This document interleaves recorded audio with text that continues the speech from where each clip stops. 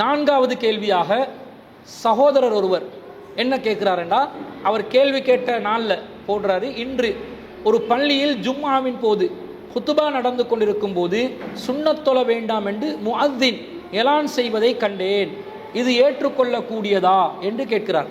இலங்கையில தான் ஒரு சகோதரர் கேட்கிறாரு, ஊரையும் பேரையும் குறிப்பிடல. அவர் என்ன கேட்கிறாருண்டா, அவர் ஜும்மா குத்துபா நடைபெறும் போது சுன்னத் தொழ ஆரம்பிச்சிருக்கிறார் போல, இப்போ சுன்னத் தொழ வேண்டாம் என்று முஅத்தின் ஒருவர் பகிரங்கமாக அறிவிப்பு செய்திருக்கிறார், இது சரியா என்று கேட்கிறாரு. இப்படி முஅத்தின் ஒருவர் சுன்னத் தொழ வேண்டாம் என்று பொதுவாக அறிவிப்பது சரியான நடைமுறையாண்டு கேட்டால் சரியான ஒரு நடைமுறை அல்ல. அனஃபி மதுஹபை சேர்ந்தவர்கள் ஜும்மாவுக்கு முன்னாடி பள்ளிவாசலுக்கு வந்தால் எந்த தொழுகையும் தொழக்கூடாது என்றுவாங்க. ஆனால் ஷாஃபி மதுஹபினர் ஜும்மாவுக்கு முன் சுன்னத்தில்லை, ஆனால் பள்ளிவாசலுக்குள்ள வந்தால் தஹியத்துல் மஸ்ஜித் தொழலாம் என்ற கருத்தை சொல்லுவாங்க. இந்த ரெண்டு சாராருடைய கருத்துக்கு மாற்றமான ஒரு கருத்தில் நாங்கள் இருக்கிறோம். என்ன மாற்றமான கருத்துண்டா, ஜும்மாவை பொறுத்தவரையில் ஜும்மா இமாம் ஹுத்துபா செய்து கொண்டிருக்கக்கூடிய நேரத்தில் ஒருவர் வந்து தொழலாமா என்று கேட்டால் தாராளமாக தொழலாம். ஆனால் அந்த தொழுகை என்ன தொழுகை, தஹியத்துல் மஸ்ஜித் தொழுகையா ஜும்மாவின் முன் சுன்னத்தா என்பதை நாங்கள் ஆய்வு செய்து பார்த்து ஒரு முடிவெடுக்க வேண்டும். இப்போ கேள்வி கேட்ட சகோதரருடைய முதலாவது அடிப்படையான கேள்வி என்னென்னா, ஜும்மால இமாம் ஹுத்துபா செய்து கொண்டிருக்கிறார், ஒருவர் தொழ ஆரம்பித்தால் சுன்னத் தொழவோ தஹியத்துல் மஸ்ஜிதோ தொழ ஆரம்பிக்கிறாரு, இமாம் என்ன சொல்றாரு, ஜும்மாவு குத்துபா நடக்கும் போது யாரும் சுன்னத் தொழ வேண்டாம் என்று சுன்னத் தொழ வேண்டாம் என்று பகிரங்கமாக அறிவிக்கிறார். இப்படி அறிவிப்பது சரியான்னு கேட்டா இப்படி அறிவிப்பது சரியில்லை. காரணம், சஹீஹுல் புகாரிலே 930வது செய்தியாக ஜாபிர் இப்னு அப்துல்லா ரலியல்லாஹு அன்ஹு அவர்கள் அறிவிக்கக்கூடிய ஒரு செய்தி வருது. ஜா ரஜுலுன் வன் நபியு ஸல்லல்லாஹு அலைஹி வஸல்லம் யஹ்துபுன் நாஸ யௌமல் ஜும்ஆத்தி.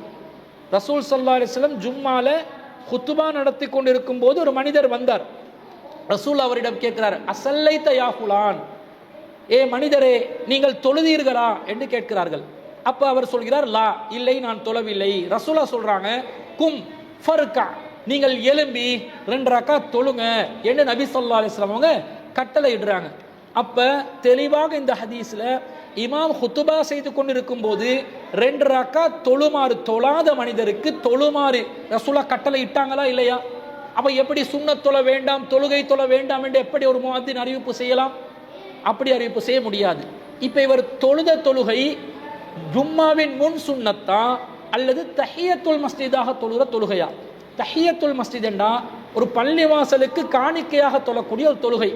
யார் ஒருவர் எந்த நேரத்தில் பள்ளிக்குள்ள நுழைந்தாலும் 2 ரக்காத் தொழாமல் நீங்கள் அமராதீர்கள் என்று ரசூலா சொல்றாங்க.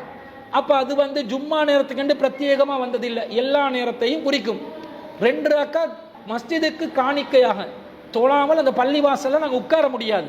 இது நபி ஸல்லல்லாஹு அலைஹி வஸல்லம் அவர்கள் பொதுவாக நமக்கு சொல்லி தந்திருக்கக்கூடிய வழிகாட்டி இருக்கக்கூடிய தஹியத்துல் மஸ்ஜித் என்ற தொழுகை. இப்ப இந்த ஹதீஸ்ல அசல்லைத யா ஃபுலான், ஏ மனிதரே நீங்கள் தொழுதீர்களான்னு ரசூலா கேட்டது தஹியத்துல் மஸ்ஜித் தொழுகைதான் என்று சில அறிஞர்கள் இதுக்கு விளக்கம் சொல்றாங்க. குறிப்பாக இமாம் நவவி போன்ற அறிஞர்கள் இது தஹியத்துல் மஸ்ஜித் தான் குறிக்கும், வேறு எந்த தொழுகையுமே குறிக்காது என்று மிகவும் பிடிவாதமாக வாதிடுவார்கள். இன்னும் பல அறிஞர்களும் இது தஹியத்துல் மஸ்ஜித் தான் குறிக்குது என்று வாதிடுகிறார்கள்.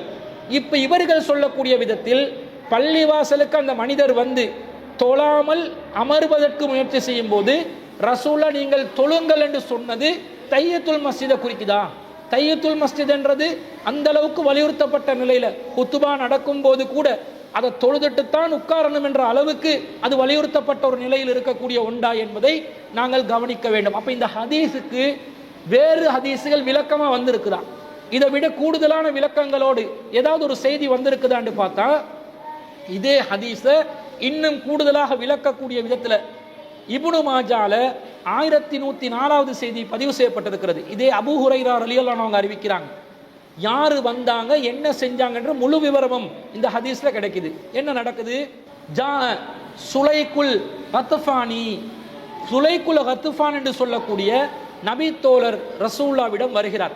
வ ரசூலுல்லாஹி ஸல்லல்லாஹு அலைஹி வஸல்லம் யஹ்துபு, ரசூலுல்லாஹ் ஜும்மாவிலே குத்துபா செய்து கொண்டிருக்கும் பொழுது ஃபகால லஹு நபி ஸல்லல்லாஹு அலைஹி வஸல்லம், ரசூலுல்லாஹ் அவரிடம் கேட்கிறார்கள், அஸல்லைத ரக்அத்தைனி கப்ல அன் தஜீஅ, நீங்கள் இங்கே வருவதற்கு முன்பதாக 2 ரக்காத்துகள் தொழுதீர்களா என்று ரசூலா கேட்கிறாங்க.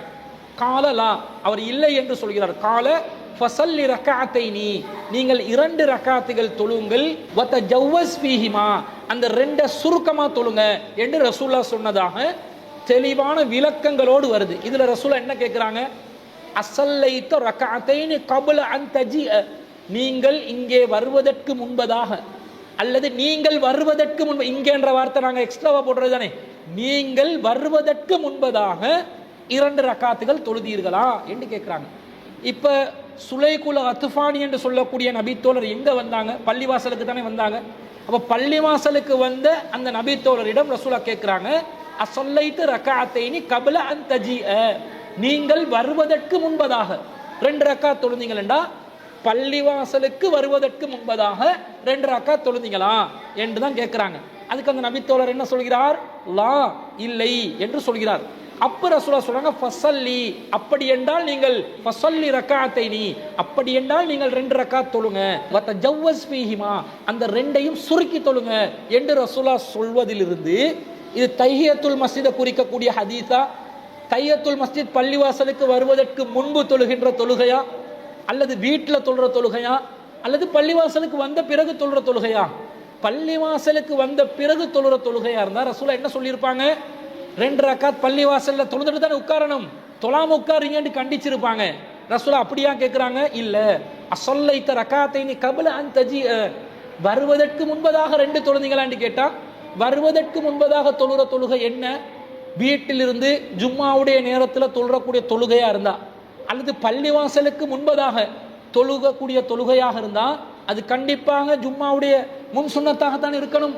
எல்லா பாங்குக்கும் இக்காமத்துக்கும் இடையில 2 ரக்காத் இருப்பதை போன்று ஜும்மால மட்டும் சற்று வித்தியாசமாக, ஜும்மால இமாம் மிம்பருக்கு ஏறிய பிறகு பாங்கு நடைபெறும், அதற்கு பிறகு குத்துபா நடைபெறும், அதற்கு பிறகு இக்காமத் நடைபெறும். பொதுவாக சுன்னத் தொழுகைகள் பாங்குக்கும் இக்காமத்துக்கும் இடையில் இருக்கும். ஜும்மா நாள்ல மட்டும் ரசூலா இங்க அஸல்லைத ரக்காத்தைனி கப்ல அன் தஜிஅ, நீங்க வர்றதுக்கு முன்னாடி 2 ரக்காத் தொழுந்தீங்களா? தொலை இல்லை என்றால் அந்த 2 ரக்காத் வலியுறுத்தப்படுது, முன் சுன்னத் வலியுறுத்தப்படுது, நீங்க தொழுங்க என்று சொன்னதாகத்தானே வருது. இது தஹியத்துல் மஸ்ஜிதை குறிக்கவே குறிக்காது என்பது இந்த வாசகத்திலிருந்து விளங்குதா இல்லையா? விளங்குது. இப்ப இமாம், இந்த முஅத்தின் என்ன சொல்றார்? இமாம் மிம்பர்ல இருக்கும்போது யாருமே சுன்னத்தே தொழாதீங்கன்றாங்க.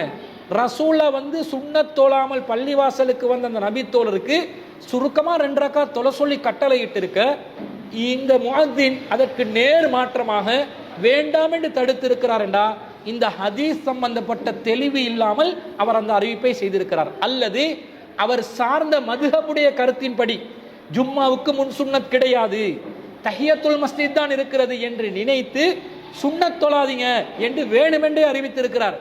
அவருடைய அந்த அறிவிப்பு வேண்டுமென்றே அவர் அறிவித்திருந்தால் அவர் நபி வழிக்கு மாற்றம் செய்தவராக கருதப்படுவார். அறியாமல் செய்திருந்தால் இந்த செய்திகளை அந்த இமாமுக்கு முஅத்தினுக்கு கொண்டு போய் சேர்த்து அவருக்கு உரிய விளக்கங்களை கொடுக்கணும் என்றது நாங்கள் விளங்கிக் கொள்கிறோம். இதிலிருந்து இமாம் மிம்பருக்கு ஏறின பிறகு நீங்கள் பள்ளிவாசலுக்கு வந்தீங்கன்னா ஜும்மாவுடைய முன் சுன்னத் வீட்டை தொழுதுட்டு வரலாம். பள்ளிவாசலுக்கு அப்படி தொழாம வந்துட்டீங்கடா, சுருக்கமா 2 ரக்காத்தை தொழுதுட்டு நீங்க குத்துபாவை கேட்கணும். ஆனா அனஃபி மதுஹபினர் சொல்லுவாங்க, பள்ளிக்கு வந்தா குத்துபாவை தான் கேட்கணும், வேற எதையும் செய்யக்கூடாது என்று சொல்லி வாதிடுவாங்க. இந்த ஹதீஸ் அதுக்கு மாற்றமாக சுருக்கமா தொழுங்க, அதுக்காக நீளமான தொழுகை அல்லாம சுருக்கமா தொழுது குத்துபால நீங்க பங்கு பெறணும் என்றதுதான் இஸ்லாம் சொல்லக்கூடிய தெளிவான நிலைப்பாடாக இருப்பதை நாம் அறிந்து கொள்ள முடிகிறது. இதுதான் அந்த சகோதரருக்கு பதிலாக நாங்கள் பதிவு செய்து கொள்கிறோம்.